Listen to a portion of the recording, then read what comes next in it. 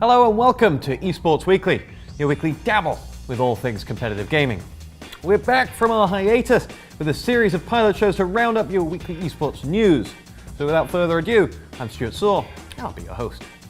We start this week with the results of the last major event of 2011, the ESL Intel Extreme Masters Kiev qualifier. With a big ESL prize purse up for grabs in Kiev during January, teams were fighting for the right to attend. In CS, a double elimination bracket saw Swedes Fnatic, Lions and SK joined by Moscow 5 and WinFact in qualifying for the event. The bigger headline though is in the names who didn't make it. WCG champions ESC Gaming and reigning IEM champs Navi both fell at the last hurdle. Americans EG and Ukrainians DTS complete the qualified roster with one more team from Asia yet to qualify. To the airwaves, and legendary shoutcaster Sean Day9 Plot ensures it won't be a quiet Christmas dinner for the Plot household. By putting his name into the Forbes 30 Under 30 list, Forbes describe him as a pro gamer turned broadcaster and a disruptor. Someone who might not make the Forbes list next year is Slasher of MLG, whose hugely popular show, Fuck Slasher, was one of a number of MLG TV shows taken off air.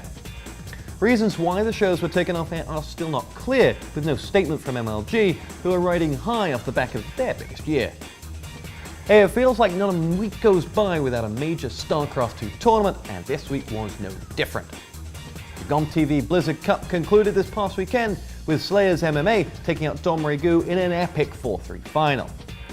Walking home with a €25,000 check, the Korean Terran ends the year in the best possible fashion. To Call of Duty 4 and Cybergamer Season 2 has kicked off in earnest. The European COD scene has been enjoying a vibrant few months off the back of the successful Corsair Vengeance Cup. Hungarians Annexus took first place and a $6,000 check in that tournament. The Cybergamer season takes the top 14 teams from the ladder and puts them into the Invite Main League.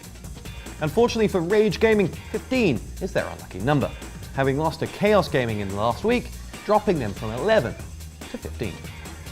Lastly, in this week's news, Team Fortress 2 and the ETF 2L Season 10 conclusion. Infuse Gaming took on Epsilon, with the former heading in favourites after finishing first in the regular season.